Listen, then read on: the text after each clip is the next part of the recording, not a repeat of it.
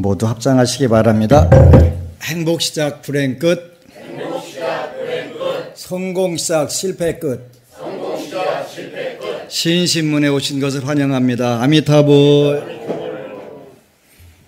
지난주에 이어서 연거푸 두 번 서울 도량에서 법회를 보게 되네요.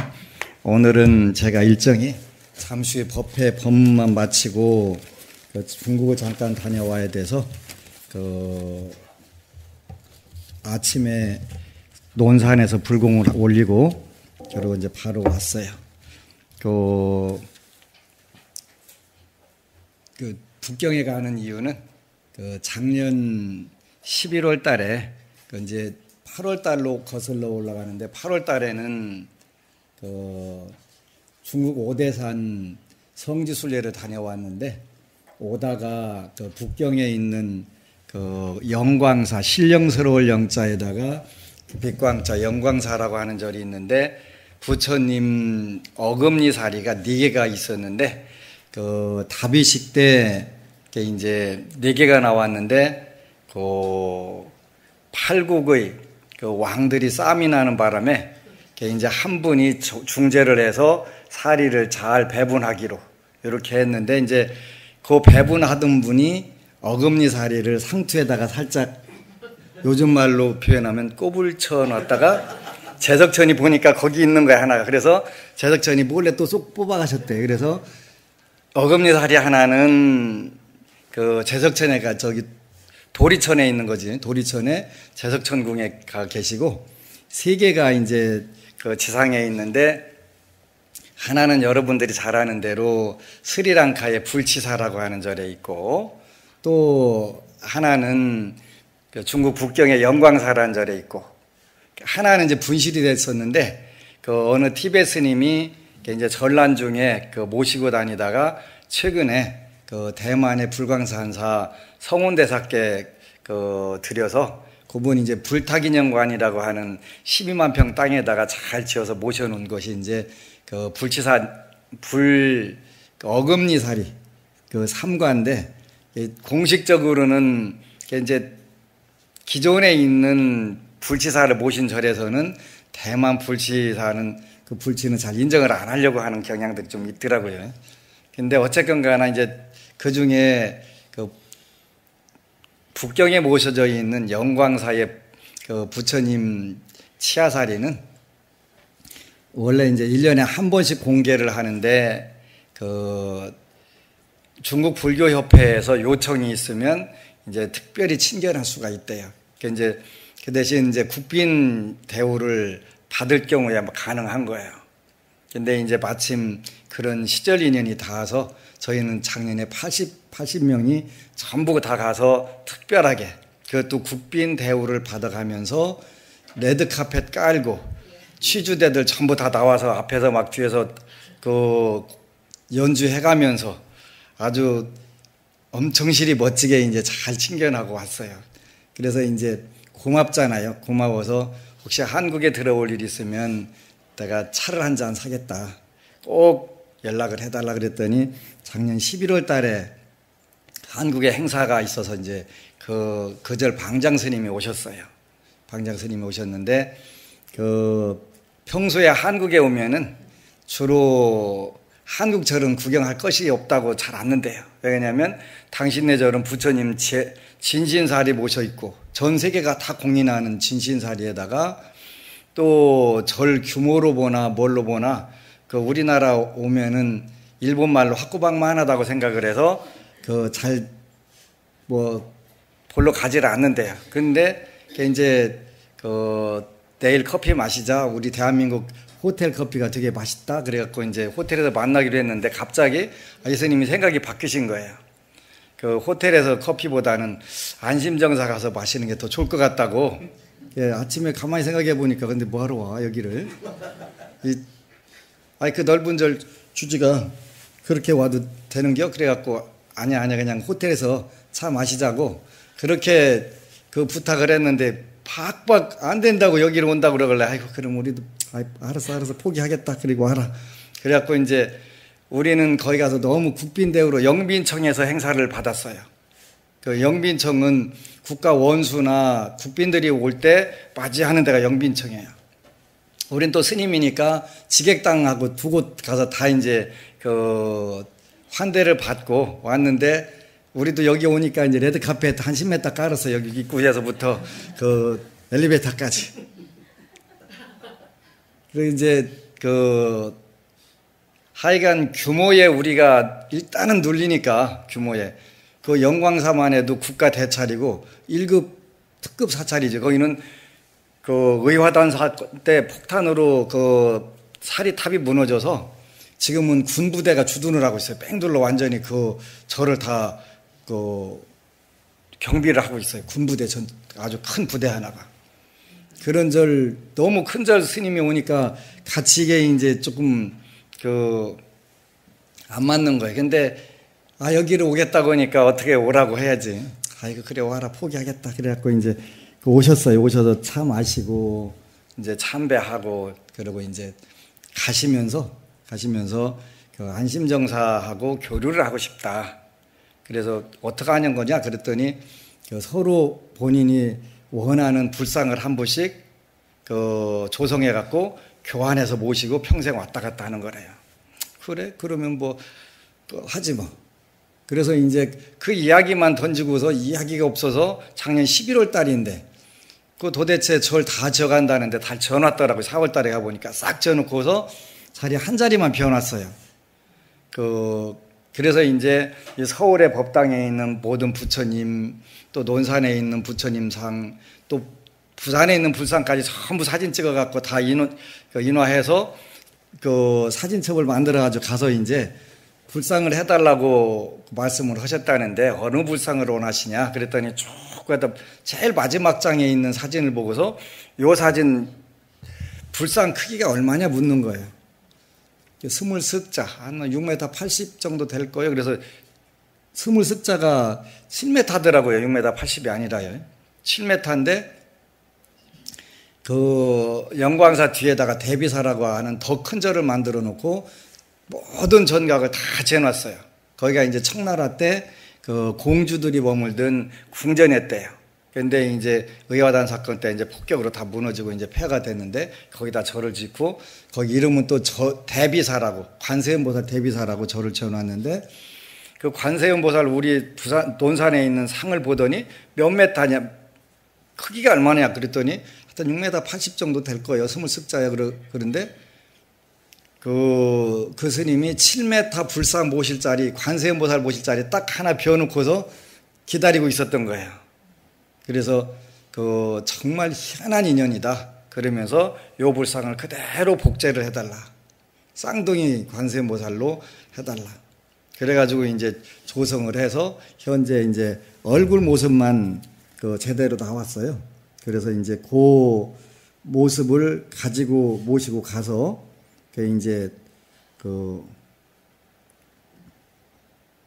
이제 잘 안 보이시겠지만 그냥 이렇게 이제 조성을 해서 지금 조각하는 모습을 모셔가지고 이제 가서 어떻게 언제 어떻게 모시면 되겠냐, 이제 모실 자리를 다 봐주고 하려고. 그래서 이제 이 불상 해줄 수 있냐 그래서 나 해달라고 했으니까 왔지. 근데 이제 옆에 스님 한 분은 그냥 조그마한 상 하나 해드려. 조그마한 상. 근데 이분은 조그만 상이 아니라 7m 상 해달라고 이미 그 자리만 딱 비워놓고 있는데 조그만 상 거기다 모셔갖고 되겠어요. 그래서 나 어차피 해달라고 그래서 해주려고 왔으니까 얘기하라 그랬더니 가서 보니까 정확하게 7m 딱 공간을 높이에 해놓고서 기다리는 거예요. 7m예요, 7m. 그래서 이제 조성이 거의 가까이 되니까 요 정도 되면 이제 90% 조성이 된 거래요. 아직 이제 요 옷깃 같은 건 안 나왔는데, 그래서 이제 한 달 안에 다 완성이 되니까 모시고 가서 이제 봉안을 해드리려고.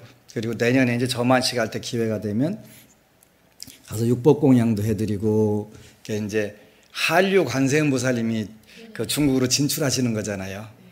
그래서 엄청 좋아할 것 같아요. 한국상하고 똑같은 상인데 지금은 중국상도 우리보다 더 잘 나와요. 잘 나오는데 관세음보살은 정말 지구상에서 제일 아름다운 상이 나오는데 그 이제 지난 금요일 날 들어보니까 이제 저 아래층에 지금 그 불모가 와 계신데 같이 가서 이제 어떻게 해라. 그리고 크레인은 얼마짜리가 필요하다 이런 거 하려고 하는데 그 불상 조성하는 분이 어려서부터 천재였대요. 천재. 그림 그리고 이거 묘사하고 하는 거 보면 그 동생분이 그러더라고. 우리 형님은 천재였다고. 중학교 때부터 그림을 그리면 다른 사람 아무도 못 그려도 딱 그려내고 그걸 만들어내는 아주. 근데 그 자광불교 가보면은 야, 이 사람 아니다. 이분도 사람 아니다 그 생각이 드는 거예요. 그냥 탁 뭐가 나오면 쫙 여기에 그 그림이 다 그려지고 완성된 작품 모습이 나오는 거예요. 그러니까 그 큰 돌 갖다가 그 세밀하게 해놓는 거 보면 사람이 아닌 사람이다 이렇게 생각이 들어요. 어려서부터 그 조각하는데 천재였대요. 어려서 이제 그 조각하러 갔는데 힘들으니까 안 한다고 그 도망왔는데 그 조각하는 사장님하고 공장장하고 와서 엄마한테 막 사정했고 이렇게 모셔갔다네요. 근데 하여간 독보적 존재고 지구상에서 제일 아름다운 상이 이렇게 나오는 그런 분인데 그 중국의 그 영광사 방장 스님도 사람 아닌 사람이시라서 그걸 아마 알아보나 봐요. 우리 절에 7m 관세음보살이 있는 걸 어떻게 알고 교류하자고 했겠어요. 말도 안 되는 소리를 했는데 그게 우연의 일치라도 너무 대단한 우연의 일치잖아요. 그래서 서로 이제 그 좋은 인연들이 돼서 그 모셔다가 또 이제 우리도 필요한 상이 있으면 이제 한번 그 요구할 권리가 있으니까 이제 또 중국 불상 한번 잘 모셔다가 또 가고 논산 안심정사 터가 궁전터래요. 궁전터라서 그 똑같이 그 대비사라는 곳도 거기도 청나라 공주들이 머물던 궁전인데 궁전터에다가 이렇게 절을 짓고 서로 그 관세음보살 격도 이렇게 받고 참 멋지다 하는 생각이 들었어요. 그래서 인간의 세계에서 이루어지지 않는 그 비밀한 일들이 참 많이 있구나 하는 생각을 해봤어요. 요즘에 시국이 아주 시끄럽고 복잡한데요. 부처님 당시에 부처님 제자 중에 국왕 중에 그 빈빈사라라고 하는 왕이 계셨어요. 그분의 아들이 아자타 사투라고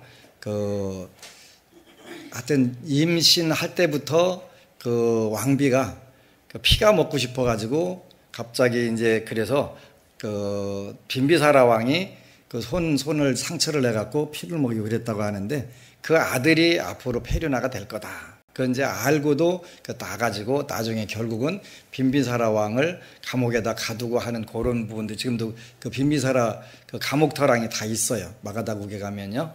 근데 이제 아자토 사투 왕이 그 밧지국이라고 하는 조금 작은 나라를 침범하려고 하는데 가서 이제 사신을 보내고 부처님 좀 한번 어떻게 되려나 떠보라고 이제 요즘으로 말하면 꼼수를 딱 펴가지고 그 밧지국을 좀 삼켜봐야 되겠는데 어떻게 하면 좋을까요? 라고 물으니까 이제 그때 부처님께서 안한존자한테 불러갖고 그 질문을 하는 거예요. 영원히 그 쇠퇴하지 않는 7가지 법이 있는데 칠불쇠법. 그래서 7칠자에다가 아니불자. 그 다음에 그 쇠할 쇠자에다가 법법자 써갖고 7가지 쇠퇴하지 않는 법. 요런 것을 이제 그 내가 밧지국 사람들한테 일러준 적이 있는데 그 밧지국 사람들은 그걸 실천하고 있다니 요거 물으시는 거예요. 그러니까 예, 그들은 실천하고 있습니다. 그래서 7가지 칠불쇠법인데 그 한자로는 경상, 취집, 개회 그랬으니까 그 일반적으로 통상적으로 모여서 회의를 자주 하냐. 이렇게 여러분들도 마찬가지로 쉽게 말하면 요즘 가장 문제가 되는 그 소통이라든지 이런 문제들 그러니까 취집 개회 그러니까 집단으로 모여서 그 회의를 연다 이런 뜻인 거예요. 그러니까 자주 모여서 그 사회 현안 문제에 대해서 오늘날이야 물론 그 너무 그 많은 사람들이 있기 때문에 모인다는 건 불가능하고 모든 언론을 통해서 각자의 건설적인 의견들을 잘 모아가지고 토론하는 이런 문화를 첫 번째로 꼽으셨더라고요. 모든 조직, 가정도 마찬가지고 직장도 마찬가지고 사회나 국가, 세계 모든 부분들이 다 마찬가지가 되겠지요. 그래서 첫 번째는 의사소통의 중요성을 말씀하시고 서로 건설적 의견들을 잘 내는 부분들이 필요하다 이렇게 말씀을 하셨어요. 근데 이제 무식한 데다가 신념이 강하면 그 조직은 망하는 거예요. 그러니까 식견이 열리고 사회에 사회를 올바로 이끌 만한 그런 지적 소양을 갖춰야 되는 것인데 그게 안 갖춰지고 무식한 데다가 신념이 굳세면 그건 그 조직 망하는 건 당연한 거예요. 근데 우리 애국가 4절이 이기상과 이맘으로 충성을 다하여 괴로우나 즐거우나 나라 사랑하세. 나라 사랑해야 될 이유가 있는데 여러분들이 나라를 사랑하게 되면 어느 때 어느 곳에서 다시 환생을 하더라도 국가로부터 보호를 받고 사랑받는 그런 존재가 되는 거예요. 뭐 나 하나쯤이야 국가를 배신하고 국가가 망하거나 말거나 해도 괜찮겠지가 아니라 그렇게 될 경우에는 태어날 때마다 국가로부터 보호를 받는 게 아니라 국가로부터 탄압을 받거나 억압을 받는 그런 상태가 되기 때문에 부처님께서는 이 부분에 대해서도 굉장히 중요하게 말씀을 하신 거예요. 여러분들은 어떤 경우든 물론 각각 의견이 다 다를 수가 있어요. 그렇죠? 국가에 대해서 충성하는 방법도 다 달라요. 그러니까 각자 자기 위치에서 어떻게 하면 나도 잘 살 수 있고 국가도 잘 부응할 수 있는가 이거를 늘 고민을 하는 게 중요해요. 그런 부분에서 저는 일본 사람들의 본을 많이 봐야 된다 이렇게 생각을 해요. 일본 사람들은 자기네 치부는 드러나려고 하질 않아요. 그 잘하는 거예요. 저도 그렇게 해야 된다고 보는 거예요. 근데 우리는 예로부터 안 좋았던 습성들이 조금 있었어요. 어떤 습성이냐면 안 되면 어떤 수단 방법을 끌어다가라도 그 조직을 와해시키겠다, 국가를 와해시키겠다 그런 마음들이 있었어요. 일본 사람들이 우리나라 전쟁 이렇게 갖고 삼킨 거 아니잖아요. 정복한 거 아니에요. 우리가 갖다 바친 거예요. 왜 그랬냐면 어느 놈이 통치하면 어떨 거예요. 다 똑같지. 국민들이 포기를 한 거예요. 그래서 그 고통은 누가 받아요? 국민들이 받는 거예요. 그래서 복이 없으면 늘 그렇게 골라가서 가는 거예요. 그래서 국가와 민족을 사랑하는 것은 굉장히 중요한 건데 방법은 각자 다를 수가 있어요. 근데 그 마음은 꼭 그렇게 가져야 돼요. 내가 데모를 하든 안 하든 관계가 없어요. 한다면 어떤 뜻으로 내가 하느냐. 정말 국가가 잘 되기를 원하고 그 잘 되는 국가에서 내가 행복하게 살고 싶다. 이런 뜻이 있어야 되는데 자칫 잘못했고 분노라든가 어떤 파괴적 심성이 생기게 되면 그거는 본인도 다음 생 더 어려운 쪽으로 빠지게 되고 그 국가도 내리막길을 걷게 되는 거예요. 그래서 여러분들은 여기 계신 분 중에 한두 분은 계시겠네. 일정 때 사셨던 분이. 네. 그러지요? 우리는 그거 모르잖아요. 우리는 모르는데 저는 제 아는 스님들이 티베트 스님들이 몇 분 계세요. 난민 여권이라는 걸 갖고 다녀요. 근데 제약이 굉장히 많고 돈도 함부로 지니고 다닐 수가 없더라고요. 네팔에서 오시는 스님 보니까 굉장히 제약이 많아요. 말도 못해요. 불편한 거는요. 그래서 국가라는 것은 있어야 되고 이왕이면 좋은 나라에서 살아야 돼요. 옛날에는 우리가 외국 나가도 굉장히 홀대를 받았어요. 저 고등학교 때 어느 선생님이 말씀하시는데 미국으로 유학 갔는데 한국 사람은 외양간에서 자고 일본 사람은 안방에서 자더라. 우리가 못 살았으니까 그러잖아요. 지금은 그런 시대가 아니잖아요. 제가 중국에 가서 국빈 대우를 받는 이유는 국가가 잘 살기 때문에 그래요. 한류라고 하는 국가가 대우를 받기 때문에 저도 가서 덩달아 가서 대우 받는 거예요. 저는 중국을 여러 번 가면서 내 후손들, 내 다음 세대들도 그 스님으로서 중국에 가서 이렇게 예우를 참 받았으면 좋겠다 그런 생각을 하는데 이미 끝났더라고요. 우리 시대에서 끝나요. 왜 끝나냐면 중국 스님들이 한국 스님들 굉장히 우습게 알아요. 왜 우습게 하냐면 그 스님들은 자기하고 이게 실력을 비교해봐가지고 자기보다 실력이 떨어진다고 생각하면 거기서 그냥 딱 꺾어요. 그냥 무시해버려요. 볼 것도 없어요. 굉장히 무서워요. 자기보다 실력이 낮다고 생각하면 존경을 하고 예우를 하는데 아니라고 생각하면 거기서 그 자리에서 딱 꺾어버려요.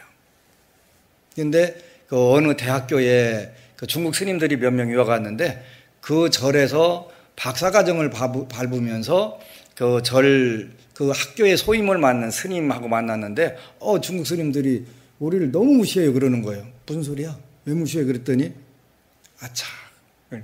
저는 대우만 받고 가서 중국 가면은 전부 제가 나이도 많지 또 제 사랑하는 후배가 중국불교협회 국제부 부장인데 그 사랑하는 후배가 우리 형님이셔. 그리고 공부 무지 잘하시는 분이셔. 그러니까 전부 다 그 급에서 전부 다 제가 형님이 돼버리는 거잖아요.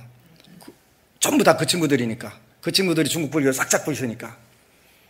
그래서 저는 그렇게 가는 데마다 국빈 예우를 받고 됐는데 이미 아닌 거예요. 딱 같이 대화해봤고 아니면 거기서 무시해버려요.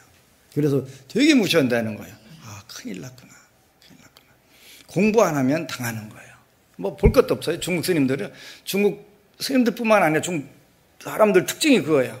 자기보다 강하다고 생각하면 안 건드리는데 약하다고 생각하면 그냥 무시해버리는 거예요. 그래서 그 좋은 중국 여행이라든지 성지순례라든지 가면서 내가 받았던 이 식사 대우를 내 후배들도 받았으면 좋겠다. 그런데 그건 쉽지 않겠다. 이제 앞으로는 중국도 출산율이 급격히 떨어지기 때문에 이제 우리가 거기를 품팔러 가야 되는 거예요. 통일신라 때 차이나 드림이 그런 거였어요. 중국으로 품팔러 가는 거. 거기도 이제 급격히 그 출산율이 떨어지니까 노동력이 이제 없잖아요. 우리가 이제 거기 가서 그 품팔러 가게 되는 거예요. 그렇게 안 되는 방법은 국가와 민족이 잘 사는 거예요. 잘 사는 거. 그래서 경상 취집 계획을 했는데 늘 모여서 늘상 모여서 같이 토론하고 대화하고 좋은 의견을 도출하려고 노력해라. 그게 첫 번째 칠불세법의 첫 번째예요. 두 번째는 그 제 회의 가운데 있을 때는 상하일심 그랬네. 상하일심지. 그 임금과 신하 또 정치 하는 분들과 국민들 사이에 공동 처리 대중 사모 그랬네. 그죠? 한마음 한뜻으로 가장 올바른 가장 많은 사람들이 좋아하는 방법으로 공동 처리 대중 사모. 대중들의 일들을 국가의 일이게 됐든 어느 지역의 일이든 간에 가장 공동적으로 잘 처리할 수 있는 방법들을 상하가 한 마음으로 해라. 그래서 우리가 내년부터 더 강화를 시키려고 하는 운동이 민주주의 4대 병통을 고치는 운동, 이걸 하려고 하는 거예요. 민주주의 4대 병통. 민주주의는 4가지 병에 의해서 망해가게 되는데 첫 번째가 파당 싸움이 아주 곳곳에서 다 대한민국만 그런 게 아니에요. 민주주의의 그 병통, 가장 치명적 병통 중에 첫 번째가 모든 게 파당으로 갈려가지고 이제 갈라지다 아파트 동별로 갈라지고 동별로 갈라지는 것도 더 나서 이제 호별로 갈라지고 그러잖아요. 이렇게 파당으로 전부 갈라지는 거예요.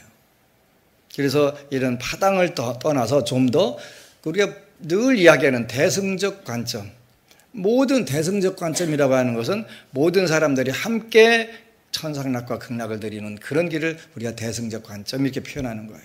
불교적 용어죠. 전형적인 불교 용어예요. 그래서 우리가 대승적 관점으로 나아갈 수 있는 그런 마음들로 열린 마음을 갖게 돼야 되겠죠. 열린 마음. 첫 번째가 파당, 두 번째가 국수주의나 지역주의예요. 국가적 폐쇄주의라든가 지역적 폐쇄주의를, 이게 또 굉장히 심각한 민주주의 병통 중에 큰 병통이지. 우리가 이것도 조금씩 더 열린 마음을 갖는 거예요. 불교를 믿는 것은 마음을 정화하는 것인데, 마음을 정화한다는 게 뭐예요? 넓은 마음이고 또 그것이 열린 마음 되는 거잖아요. 내가 이 경쟁이 치열한 속에서 나만 안 하면 나 손해나는 거 아닐까요? 전부 다 그렇게 생각을 해요. 근데 어제 페이스북에 그게 올라왔더라고요. 중국의 류한 회장이라는 분이더라고요. 류한 회장이라고 하는 분인데, 이분이 재산이 우리나라 돈으로 7조래, 7조. 우리나라 돈 7조면 조금 많아요. 어느 정도 많냐면 평생 쉬어도 못 쉬어요. 그 큰 돈을 갖고 젊은 나이에 사형을 당하는 거예요. 사형 당하기 전에 가족들하고 마지막 면회 때 울면서, 내가 인생이 이런 건 줄 알았으면 그냥 노점이나 구멍가게 하나에 가면서 가족들하고 그냥 평생 살 걸 할 때는 이미 늦었잖아요. 늦었단 말이에요. 그 상대방 회사들, 경쟁 회사들을 다 무너뜨리기 위해서 사장들 잡아다가 8명이나 죽이고 살해를 하고 이렇게 하면서 이뤘는데, 7조를 이뤘는데, 도가 지나치면 하늘이 벌을 내리는 것이니까 어쩌겠어요. 그래서 사형당하면서 그런 줄 알았다면 이럴 걸 하면서 쭉 카페에도 그걸 올려놨으니까 한번 읽어보세요.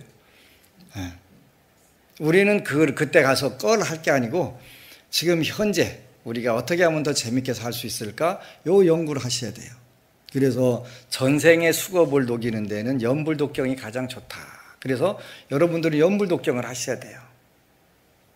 연불독경을 하게 되면 소수겁, 소멸시키다, 그렇게 꺼질 소자 소 써가지고 수겁, 잠잘 숙자에다가 업업자 써갖고, 수겁이라고 하는 것은 잠자는 업을 말하는 게 아니라 전생에 지은 업을 말하는 거예요. 전생에 지은 업을 소멸시킬 수 있다. 뭐에 의해서? 연불과 독경을 통해서. 연불과 독경을 통해서. 현재의 업은 우리가 뭐라 그랬어? 3호 운동이니까 좋은 일, 좋은 말, 좋은 마음을 갖는 거라고 그랬지. 그렇게 되면 현재 여러분들이 복덕과 지혜가 늘어난단 말이에요. 증복해. 수행 사막 증복해. 개정의 사막을 우리가 해보는 거예요. 부처님 말씀 믿고 따라보는 거예요. 엊그제 목요일 날 녹화한 건데, 내용인데, 한국 사람들은 중산층의 기준이 5가지가 있는데, 첫 번째 아파트 32평 이상 있어야 되고 거기에 빚이 없을 거. 두 번째는 월 500만 원 이상의 월급이라든가 수입이 될 거. 세 번째는 통장에 1억 이상 들어있을 거. 네 번째는 2000시 이상 차를 가지고 있을 거. 다섯 번째가 1년에 한 번씩 해외여행을 갈 수 있을 거. 요게 한국에서 모아놓은 중산층의 기준이래요. 근데 영국, 프랑스, 미국 또 기준이 나와 있는데, 저는 프랑스 퐁피두라고 하는 대통령이 프랑스 중산층은 이렇게 했으면 좋겠다라고 하는 기준을 제시한 게 있더라고요. 첫 번째가 자기가 좋아하는 운동이 하나 있어야 되겠고, 자기가 잘 다룰 수 있는 악기가 있었으면 좋겠고, 자기가 잘할 수 있는 음식이 있었으면 좋겠고, 이런 식으로 전부 했더라고요. 야, 악기, 스포츠, 또 음식, 너무 멋지다, 그러지? 그리고 물론 네 번째, 다섯 번째는 공분을 우리가 느낄 수 있어야 된다. 사회가 잘못 돌아가는 것에 대해서는 우리가 공공적 분노가 있어야 된다. 정의감에 불타야 된다는 얘기지. 그렇게 하고 다섯 번째는 약자에 대한 배려와 사회봉사 활동을 해야 된다. 이렇게 했더라고요. 근데 앞에 세 가지가 너무 멋진 거예요. 여러분들 오늘 당장 가서 필이라도 하나 사시오. 그래서 나 언제든지 5가지 아파트, 우리 사회에는 참 우리 사회가 아파트가 잘 될 수밖에 없었던 게, 우리 중학교 때, 고등학교 때 그냥 누구더라? 윤수일. 아파트 엄청 시리 그냥 수학여행 가도 그냥 여기저기 아파트만 불러싸서 아파트 그냥 히티치고 아파트 30평 이상 해야 중산층 되는데, 사실은 그것보다 우리가 현재 조금 더 즐겁게 지내는 게 정말 멋진 것 같아요. 그죠? 악기 하나씩 사고, 하다못해 걷기 운동이라도 할 수 있도록 우리가 이리 되면 마음의 여유가 생기고 우리가 흙수저다 금수저다 그런 것 같고 과도한 그런 사회적 갈등이 많이 줄어들 것 같아요. 그래서 민주주의 4대 병통의 세 번째는 세대 간 갈등이에요. 첫 번째가 파당, 두 번째가 지역, 세 번째가 세대, 네 번째가 이익이에요. 이익단체. 이렇게 나눠지는 민주주의의 4대 병통을 프랑스식으로 우리가 해결할 수 있으면 참 좋겠다는 생각을 했어요. 우리가 악기도 하나씩 배우고 이 나이에 미쳤어? 그 다음에 프랑스에 하나 더 있네요. 외국어. 첫 번째가 외국어, 두 번째가 스포츠, 세 번째가 음악, 네 번째가 음식, 다섯 번째가 공분과 봉사활동 이렇게 돼요. 그래서 이 나이에 외국어 해보는 거예요. 그 영국에서 유학을 갔다 온 정 박사라고 하는 친구가 있었는데 그 부모님들은 뭐 이대 신학과 교수였는데 이 친구는 영국 가서 신학 공부하러 갔다가 티베트 불교 공부하고 와가지고 부모하고 아주 갈등이 심했던 친구가 있었거든요. 근데 그 친구가 한번 한국에 와서 그런 얘기 하더라고요. 한 번은 초창기에 그 김대중 대통령이 영어로 연설하는데 정말 그 시원치 않은 영어를 하시더라는 거예요. 근데 몇 년 후에 대통령 돼갖고 그 영어로 그 연설하는데 엄청나게 고급 영어로 그렇게 쓰더라는 거예요. 60살부터 영어 공부하셨다는 거 아니에요. 그러니까 60 넘어도 영어 공부할 수 있어, 그죠? 외국어 공부하셔야 돼요. 외국어 공부하고 음악과 스포츠와 음식 이런 걸 우리가 한다면 앉은 자리를 극락으로 만드는 가장 멋진 방법이겠다. 그보다 더 그러니까 우리가 우리 사회를 정말로 민주주의 4대 병통을 치유하는데 정말 좋겠다. 그래서 이제 앞으로 우리 여러분들 이제 악기 하나씩 가지고 와서 연주도 하고 법회 때 이런 법회를 해야 되겠어요. 그래야지 저도 법회 다니면서 한 곡 뽑으려고 멋지게 뽑으려고 색소폰을 사놓기는 사놨는데 입에다 댈 시간이 없네. 그게 이제 될 시간을 만들어야 되겠어요. 만들어서 원래는 교도소라든가 이런 데 법회 가서 딱 한 곡 불고 법문하면 일단 폼이 요즘 사람들이 말 뽀대가 좀 잘 할 것 같다는 생각이 들어서 사기는 샀는데 이제 다시 해보려고 해요. 저는 색소폰 그냥 입에다 대면 소리 저절로 나는 건 줄 알고 샀어요. 그게 저처럼 무식하면 씩씩해지는 거예요. 근데 사다가 조립해갖고 불어보니까 이게 소리 나는 게 아니더라고요. 그래가지고 이제 그때서 컴퓨터 뒤져보니까 니들은 요렇게 끼고 저렇게 끼고. 근데 제가 잘해요. 그냥 불어보니까 돌을 위에 있는 도 부르려면 한 6개월은 불어야 된다는데 저는 첫날부터 나오더라고요.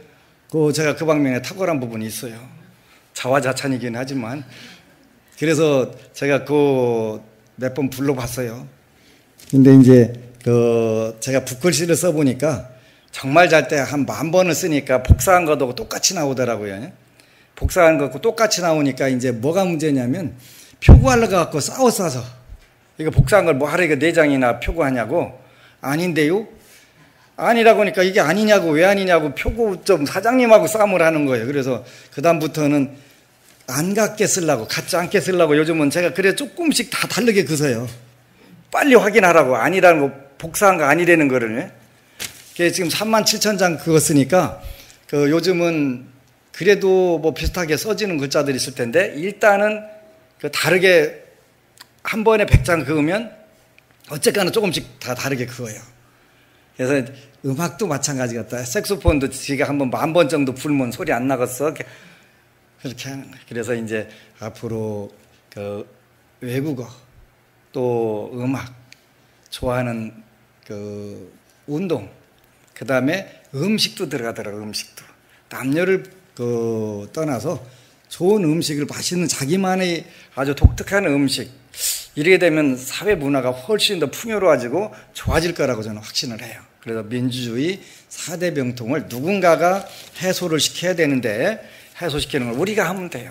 우리가 하게 되면 처음 시작하는 건 어렵더라도 또 많은 분들이 동참하게 되고 많은 분들이 동참하게 되면 한국 사회 전체가 좋아지는 거고 또 그 인류를 위해서 우리가 기여를 할 수 있는 부분인데, 그렇게 되면 여러분들이 태어나는 때마다 어느 곳에 태어나더라도 국가로부터 그 소중한 존재로 그 여러분들이 대우를 받고 보호를 받을 수 있는 그런 나라에서 태어나게 되는 거예요. 여러분들이 국가를 소홀히 하고 사회를 소홀히 하고 소홀히 하게 되면 그 방면은 반드시 그 문제가 발생하는 거예요. 인과법에 의해서 그렇게 돼요. 실불세법은 여러분들이 컴퓨터에 들어가면 나오는데, 두 번째는 상하가 1심으로 그 공공의 문제를 잘 해결하려고 1심으로 한마음으로 모아라 이렇게 했으니까, 어떤 어려운 문제든지 한마음만 모을 수 있다면 그건 충분히 가장 좋은 방법으로 해결될 거예요. 그 다음에 세 번째는 준순 그랬네요. 준순 기유적 제도 불경이 갱변 그랬으니까, 그 기존에 있는 제도들을 잘 따르고 함부로 가볍게 바꾸지 마라 그랬네요. 바꿀 때는 물론 1심으로 상하가 다 그 뜻을 모아가지고 바꾸면 되겠지요. 그게 아니면 함부로 가볍게 바꾸지 마라 이렇게 돼 있어요. 제도 장치를 잘 그 보존하고 그 발전시켜라 그런 뜻이 되고, 네 번째는 불침범 분여 그랬으니까 그 아녀자들을 함부로 그 침범하지 마라 그런, 요게 이제 칠불세법의 네 번째예요. 다섯 번째는 그 존숭 조고 노인 그랬으니까 노인들을 잘 존경하고 배려를 해라 그랬네요. 배려를 해라. 이게 조고라고 하는 것이 그 비처 고려한다 그런 뜻인데, 여기 배려하다 그런 뜻이에요. 그 다음에 노인들의 그 소중한 경험을 잘 빌어 써라 그랬네요. 그러죠? 그걸 잘 존중해서 노인들을 배려하고 존경하고 그 경험들을 우리가 잘 받아서 써라 이렇게 돼 있어요. 진짜 부처님 멋쟁이세요. 여섯 번째는 그 사묘 그러니까 사찰들을, 기존에 있는 사찰들을 잘 부지런히 그 유지 보호해라 이렇게 돼 있어요. 사찰을요. 부처님 말씀이 그렇겠지. 일곱 번째는 그 아라한 성자들을 잘 보호하고 공양을 올려라 이렇게 돼서, 그렇게 되는 나라는 절대로 망하지 않는다. 쇠퇴하지 않는다. 근데 역사는 어차피 돌고 도는 부분들이 있지만, 쇠퇴를 아주 안 할 수는 없겠지만 그걸 늦출 수도 있고, 여러분 생전에 그 쇠퇴한 모습들을 안 볼 수도 있어요. 그래서 민주주의 4대 병통의 그 가장 네 가지는 다 심각한 거예요. 세대 간의 그 갈등도 보통 심한 게 문제가 되는 게 아니잖아요. 그 중에서 가장 더 심한 것은 이익에 대한 갈등들. 그러니까 함부로 국가 공공재산이라고 그래서 함부로 쓰지 마라. 부처님은 그렇게 하셨어요. 공공재산. 그래서 공공재산 함부로 쓰게 되면 나중에 공공으로부터 당한다 그러셨단 말이에요. 저는 제가 법문을 하면서 굉장히 보람이 있었던 때가 있는데, 대구에서 어느 젊은이가 찾아왔어요. 스님 법문 듣고서 제가 여태까지 양심에 전혀 꺼리낌 없이 살았는데, 스님 법문 듣고서는 제가 너무 놀랐습니다. 무슨 뜻이냐 그랬더니, 본인은 대구에서 그 회사를 운영하는데, 회사가 뭐 하는 회사냐면 엔터테인먼트라는 걸 한대요. 엔터테인먼트가 뭐냐 그랬더니, 지방에서 다 그런지는 모르겠는데 그분이 하는 것은 그 유흥업소에 여성분들을 데려다 주는 게 엔터테인먼트래요. 네. 보도방이라고 하더라고요.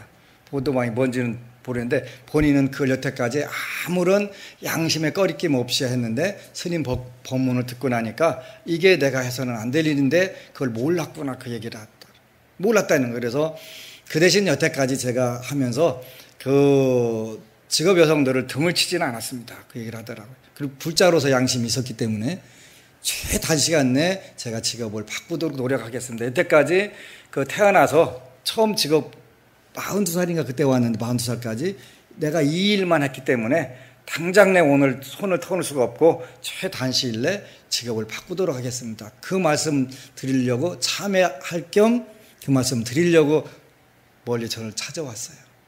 제가 행복했어요. 내 법문을 듣고 인생을 오른쪽으로 이렇게 하려고 하는 저런 젊은이가 있는 한 우리 불교는 망하지 않는다. 그리고 한국 사회도 망하지 않는다. 굉장히 기뻤어요. 그래서 여러분들도 마찬가지. 여러분들이 불교를 처음에 믿게 되고 이렇게 될 때는 그 사회에서 손해나는 부분들도 있을 수 있어요.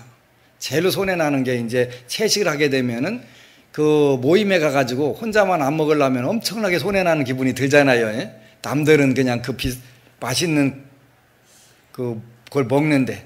근데 오대산 노스님의 인과 이야기 요즘 내가 행복의 길에서 그 이야기를 해주는데 안 먹는 게 복이다.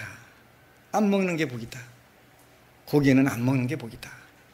그래서 그 손에는 아까울 거 하나도 없어요. 그렇죠? 근데 여러분들이 습관 들어서 못 살을 때 생각을 해보면 고기라고 하는 건 특별한 거였잖아요. 그러다 보니까 그 모임에 가서 혼자만 고기 안 먹고 채소 먹으면 엄청나게 그 손해나는 기분이 드는데 절대 아니다.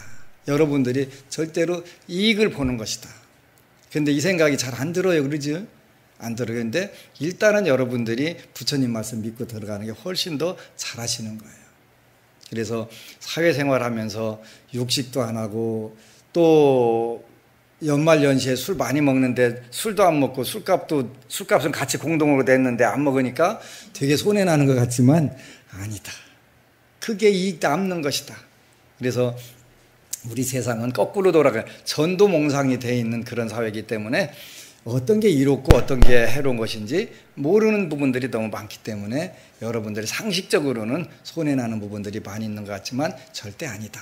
그래서 우리가 불교를 믿는 것은 영원히 잘 사는 방법, 윤회하는 동안 잘 살다가 윤회를 끝나는 것이 목표가 되는 것인데 일단은 윤회를 한 생에 못 끝낼 것 같으면 다음 생에 금생보다 공부하기 더 부처님 공부하기 더 좋은 여건에 태어나기 위해서 우리는 오계를 지키고 마음의 그 삼매를 이루고 지혜를 터득하게 되는 것이다. 그래서 칠불쇄법 우리 이상님 고모님이 정리해서 나눠주셔도 더 좋고 그래서 가지고 이제 나눠주시면 여러분들이 소중하게 공부를 하셔야 돼요.